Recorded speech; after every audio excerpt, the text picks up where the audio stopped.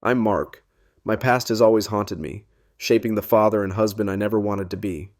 After years of struggling with anger and guilt, I found myself at a breaking point. But now, I'm fighting to change, fighting to be the man my family deserves. Can I break free from my past and rebuild what I've lost? This is my journey, and I'm not giving up. I never imagined that one single moment could change everything. It happened so suddenly, on an afternoon that should have been calm but instead felt suffocating. The air was thick with tension, and I stood there staring at my son, Pi. His face was red and swollen from crying, and I could see the hurt in his eyes. The silence between us was deafening, and it felt like the walls were closing in. I could feel the pressure in my chest, tight and unyielding, as if all the unspoken words and years of resentment were weighing down on me. "You don't get it, do you?" I heard my own voice crack, full of frustration and anger. "I'm just trying to be a father, and you—" I paused, trying to gather my thoughts, but the words just kept spilling out. "You make everything harder than it needs to be." Pi took a step back, his expression a mixture of confusion and pain. "Dad, please, I didn't mean it. It was an accident." Annie, my wife, appeared at the door. Her eyes were tired, but there was still concern in them. She had seen it all before. The arguments, the silence, the growing distance between us. She had tried everything, calm conversations, therapy, soft words, but nothing had reached me. Nothing could fix what was broken inside. My father had broken me long ago, and somehow I had passed that same brokenness on to my son.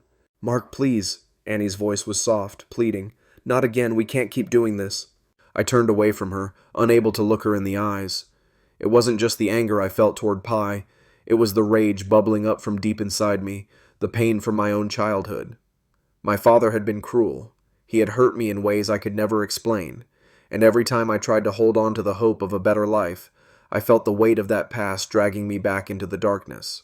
I remembered the nightmares that haunted me when I was a child. They had started when I was about 10 years old. I'd wake up in the middle of the night, drenched in sweat, my heart racing. The monsters in my dreams weren't the terrifying part. It was the overwhelming feeling of helplessness, of being small, of being utterly powerless. I used to hide under the covers, hoping to block out the darkness, but it never worked, and I never told anyone, not my mom, not Annie, not even Pi. Who would believe me? Annie had signed me up for therapy, a desperate attempt to make sense of everything I had buried, everything I had avoided confronting. I sat in that sterile, too bright office, listening to the therapist ask questions I didn't know how to answer. "Tell us about your childhood, Mark. Have you experienced any trauma?" he asked, his pen poised over his notepad, waiting for me to spill everything. I stared at him, my mind blank. "I don't know what you're talking about," I muttered, barely able to contain the anger bubbling inside. I had a fine childhood, but I knew it was a lie. I could hear my mother's voice in my head, telling me about how my father used to drink every night, how every day felt like walking through a minefield. I never knew if he'd explode in rage or ignore me completely. I closed my eyes, trying to block out the memories, but they came rushing in, flooding my mind like a tidal wave. And as I sat there, I realized something. Those monsters in my nightmares weren't just figments of my imagination. They had been my father. The therapist must have seen the change in my expression. "Mark," he said gently, "sometimes we bury our trauma so deep that we forget about it. But it never really goes away. It affects everything we do, even how we raise our children." I shook my head, the words caught in my throat. "No," I said firmly, "that's not me. I'm not like him." But deep down, I knew the truth. I was just like him. I was becoming the very thing I had hated, and it terrified me. The next few days were a blur. The guilt, the shame, and the fear kept coming back to haunt me. I could see it in Pi's eyes. He had the same look I had when I was his age. That look of fear, the fear that comes when a child doesn't feel safe in their own home, the fear of becoming something you can't control. Annie was trying to keep everything together, trying to hold our family intact, but I could see the cracks forming between us, the weight of our past hanging over us like a dark cloud. "Mark," she said one night, her voice barely above a whisper, "we can't go on like this. We can't keep pretending everything is fine when it's not. We need to fix this, for all of us." She was right. Something had to change, but I didn't know where to start. My father's influence had poisoned everything in my life, and now it was poisoning my relationship with Pi. I was about to lose him just like I had lost myself. And that's when I made the decision. I had to confront my past. I had to face the truth about my father, about what he had done to me, and I had to break the cycle. It wasn't easy. It was the hardest thing I had ever done, but it was the only way to save my family. One evening I sat down with Pi, the weight of everything pressing down on me. "Pi," I began, my voice shaking. "I need to apologize. I haven't been the father you deserve. I've been so caught up in my own pain that I haven't been there for you." Pi looked at me, his face torn between anger and confusion. "What are you talking about, Dad? You've always been there for me." "No," I said, shaking my head. "I haven't been there the way you need me to be. I've let my past control me, and I've taken it out on you. I'm sorry for that." For the first time in what felt like forever, Pi's expression softened. He reached out, placing his hand on mine. "It's okay, Dad. I just want you to be okay. We can get through this together." Annie came into the room then, her eyes filled with relief and caution. She had been waiting for this moment, but even she wasn't sure what to expect. "Mark," she said softly, "this is the first step, but we have to keep moving forward, together." I nodded, feeling a weight lift off my chest. I wasn't sure what the future held, but for the first time in years, I felt like I was finally free from the chains of my past. I sat there in the quiet, the weight of my apology still hanging in the air. Pi's hand remained on mine, grounding me in the moment. It was strange how such a small gesture from my son could make me feel more alive than I had in years. Maybe this was the turning point. Maybe we could fix what was broken. I looked over at Annie, who had seated herself beside me, her eyes still filled with concern, but also with something softer now. Hope, perhaps. For the first time in a long time, I didn't feel the distance between us. We were in this together, facing our demons. "We'll make this work," she whispered, her voice barely audible, but it was the most comforting sound I'd heard in years. Later that evening, we all sat down for dinner, a quiet meal compared to the usual tense, strained dinners. Pi was quieter than usual, his gaze flicking back and forth between me and Annie. I could tell he was processing everything, and I wasn't sure I was ready for the flood of questions that might come next. But for tonight, I was grateful for the peace, even if it was temporary. Annie broke the silence with a soft chuckle. "You know, we still need to get through all the wedding planning, and we've got the baby to think about. Let's try to focus on what we have now, instead of what we've lost." I smiled at her, nodding in agreement. "You're right, there's a lot we still need to do. But for tonight, let's just be a family. Let's take one step at a time." The weeks that followed weren't easy. We had our good days, where everything seemed to be falling into place, and then we had our bad days, when the weight of the past threatened to pull us under. Mark reluctantly agreed to continue therapy, and for the first time I saw him try. He was still struggling, but acknowledging his past was a huge step in the right direction. There's still a long way to go, but maybe, just maybe, we're on the right path. The next few weeks felt like an emotional roller coaster. Some days things seemed to be falling into place, and we would have moments where everything felt just a little bit lighter. Other days, the weight of the past and the struggles of the present seemed almost unbearable. Mark was trying, truly trying, and that meant something. I could see it in the way he looked at me now, vulnerable, honest, and more open than I had ever seen him before. But even with his efforts, there were moments when the old habits crept in. Mark still had his dark moments, the ones where he would retreat into himself, overwhelmed by guilt and fear.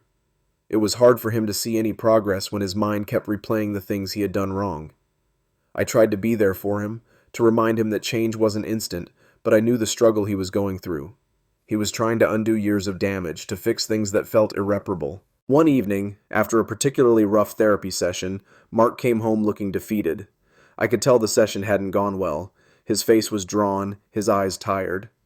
I was sitting on the couch, trying to unwind after a long day, but as soon as I saw him, I could feel the tension in the room. "I don't know if I'm doing this right," he said, his voice low and raw. He sat down beside me, running a hand through his hair, clearly exhausted.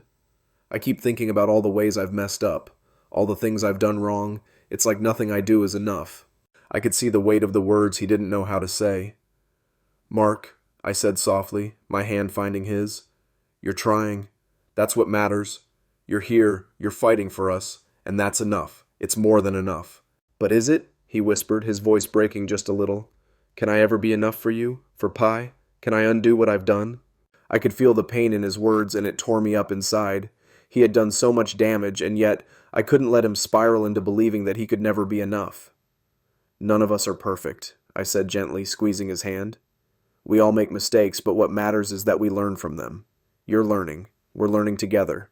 He looked at me then, really looked at me, and for a brief moment, I saw the man I had fallen in love with, the man who had always tried, even when he didn't know how. "I'll do whatever it takes," he said, his voice steadier now, as if he finally believed it. And for the first time in a long while, I believed him too. But things weren't always smooth. As the days went on, Pi's behavior became more unpredictable. It was like he was carrying the weight of everything, the tension between Mark and me, the changes happening in our family, and he didn't know how to process it all. There were moments when he'd lash out, angry and confused, then retreat into his room, shutting everyone out. He was more distant than I had ever seen him. One afternoon, after yet another argument, I found myself standing outside his door, listening to the muffled sobs that came from behind it. My heart ached for him.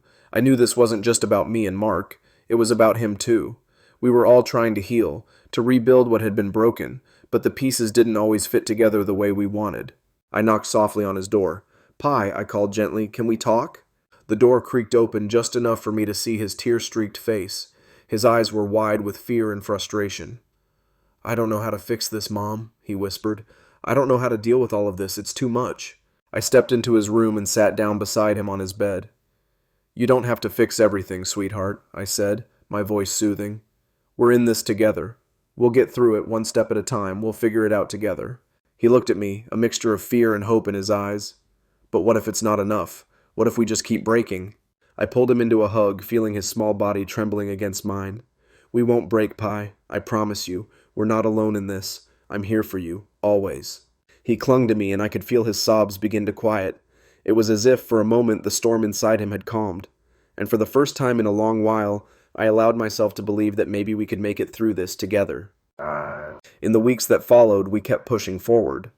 Therapy became part of our routine, and though it was still difficult, I saw small changes in Mark. He was starting to understand how his past had shaped his present, and more importantly, he was learning how to be vulnerable with us. He was trying, and that was all I could ask for. But it wasn't just about Mark's journey. Pi's transformation was equally important. As he opened up more, I could see the peace returning to his eyes, little by little. It wasn't easy, and there were still setbacks, but he was trying too, and that was enough. One evening, we sat together at the kitchen table, Mark, Pi, and me, talking about the future. It was a quiet conversation, a far cry from the tense meals we'd had just a few months ago. We talked about the baby, the wedding, everything that was ahead. There was still a long way to go, but it felt like we had finally found our footing. "I know things have been hard," Mark said, his voice steady, "but I think we can make it through this, together." I looked at Pi, who was quietly nodding. He wasn't smiling, but there was a softness in his eyes that I hadn't seen before. It was a small victory, but it was a victory nonetheless. Pi looked up at both of us, his voice quiet but firm. "I think we can too." And in that moment, I believed it too. For the first time in a long time, I felt hope. Hope for our family, for our future. It wasn't perfect, and it would never be, but it was real, and that was enough. The silence that followed felt different. There was no tension, no unease. Pi's hand remained on mine, grounding me in the moment. It was strange how such a small gesture could make me feel more alive than I had in years. Maybe this was the turning point. Maybe, just maybe, we could fix what had been broken. I looked over at Mark, who had seated himself beside me. His eyes were filled with something softer now. Hope, perhaps. We were facing this together. "We'll make this work," he whispered, and for the first time in ages, I believed him. That night, we had a quiet dinner. The conversation was easy, something it hadn't been in months. Pi was quieter than usual, his eyes flicking between Mark and me. I knew he was processing everything, and though I wasn't sure what questions he'd have next, I was just grateful for the peace we had, even if it was temporary. Annie broke the silence with a chuckle. "We still have a lot of wedding planning to do, and a baby to think about. Let's focus on what we have now, not what we've lost." I smiled at her, nodding. "You're right. There's still a lot we need to do, but for tonight, let's just be a family." There were days during my treatment when the weight of it all felt unbearable. I thought I could handle it, that I could confront my past and heal the wounds I had buried for so long. But there were moments, dark moments, when I wondered if it was even worth it. I was tired, so damn tired, of reliving everything. Every session, every conversation with the therapist, felt like it was dragging me deeper into the darkness. One particular day, I found myself standing in the living room, staring at nothing. The silence was suffocating. Annie had left for a while to take care of some things, and Pi was at school. It was just me, alone with my thoughts. The pressure in my chest was almost too much to bear. My past, my failures, they were all right there, crowding my mind, suffocating me. I couldn't escape it. I couldn't escape him, my father.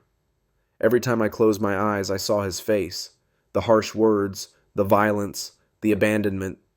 He was there, just as real as he had been all those years ago, making it impossible for me to move forward. I ran my hands through my hair, frustration boiling over. I felt like I was drowning in it all. The therapy, the self-reflection, it was like opening old wounds that would never heal. I was angry. Angry at myself for being so weak. Angry at the therapist for making me face this stuff. But mostly I was angry at my father for what he had done to me, for what he had turned me into. I couldn't keep doing this. I couldn't keep living like this. It felt like I was standing on the edge of a cliff, and if I took one more step, I'd fall into a place I wouldn't be able to return from. I grabbed my jacket and rushed out the door. I didn't know where I was going. I didn't know what I was doing. I just needed to get away. The cool night air hit me as I walked down the street, not knowing where I was going, just needing to run. I was halfway down the block when I heard the familiar voice calling my name. Mark. I didn't want to turn around. I didn't want to face her. But there she was, Annie, standing at the end of the driveway, her face filled with concern, her eyes pleading. "You can't keep running away," she said softly, but her words hit me like a slap. I shook my head, trying to hide the tears threatening to fall. "I can't do this anymore, Annie. I can't keep facing all of it. It's too much." My voice cracked, and I felt a sob build in my chest. Annie stepped closer, her hands gently grasping mine. "You're not alone in this, Mark. We're in this together. You don't have to do it all at once. It's okay to take small steps." I wanted to believe her. I wanted to believe that things could get better. But in that moment, all I could feel was the weight of everything pulling me under. For a few minutes, we stood there in silence. Annie was waiting for me to come to my senses, and maybe, just maybe, I was waiting for myself to find the strength to keep going. Finally, I spoke again, my voice barely above a whisper. "I don't know if I can do this anymore." Annie's grip tightened on my hand, her gaze steady. "You don't have to know everything right now. Just take it one day at a time, Mark. You're doing better than you think." I wasn't sure if I believed her, but I knew one thing for sure. If I didn't keep trying, if I didn't face the pain and the shame, I would lose everything. I would lose Annie, I would lose Pi, and I would lose myself. I took a deep breath, pulling myself back from the edge. "Okay," I whispered, "one day at a time." And with that, I let go of the doubt, if only for a moment. Because for the first time in a long time, I was willing to fight, even if it was just a small step forward. Annie's words stuck with me, more than I ever realized at the time. That night, after standing there with her in the driveway, I felt something shift inside me. A flicker of hope, just a tiny spark. It wasn't much, but it was enough to make me think that maybe, just maybe, I wasn't completely lost. The next morning when I woke up, I felt different. The weight on my chest hadn't disappeared entirely, but it was lighter. I knew I had a long road ahead of me, but for the first time in a long time, I felt like I could take one more step. I wasn't alone in this anymore. Annie was by my side, and I was willing to try, even if it meant going through the pain. I continued with my therapy sessions. The sessions were hard, each one forcing me to confront pieces of my past I had spent years burying. But every time I sat there listening to the therapist, it felt like I was getting closer to something. It wasn't easy, and there were days when I felt like giving up, but Annie was always there, encouraging me to push through. Then one day something changed. During one of my sessions, the therapist said something that made me pause. He had been asking questions, digging into the trauma I had been avoiding for so long, when suddenly he stopped and looked at me with a glimmer of realization in his eyes. "Mark," he said slowly, "I think I've figured something out. We've been focusing on your childhood trauma, but I think there's a different angle we should explore.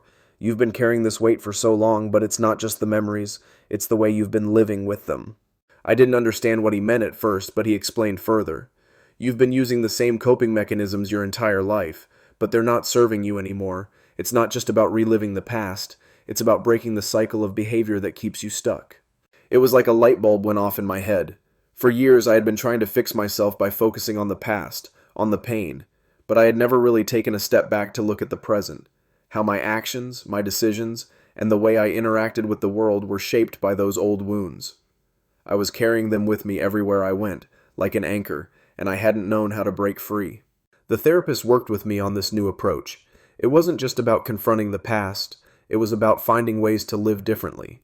It was about changing the patterns that had been set in motion by my father, patterns that I had unwittingly passed down to Pi. And as I worked through this new framework, I felt something inside me start to shift. The anger, the frustration, the bitterness, it was slowly starting to loosen its grip. Annie noticed the change right away. She saw it in the way I spoke to her, the way I was starting to open up.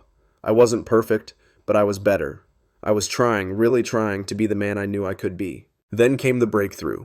My therapist introduced a new approach, something that had never occurred to me before.